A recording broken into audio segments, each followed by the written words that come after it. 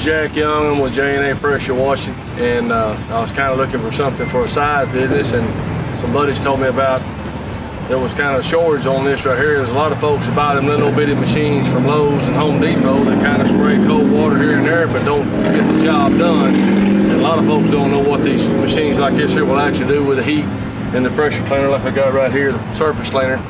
And I've talked to people trying to get their business, and they said, well, we've got somebody doing it. And you walk out in the parking lot and you see gum stuck there. It's been stuck there for years and years, and they don't even want to hardly give you a chance to see what it'll do. But actually, mine will actually, I'll show you in a minute, it'll blow that gum up in just a second or two. It's been there for years.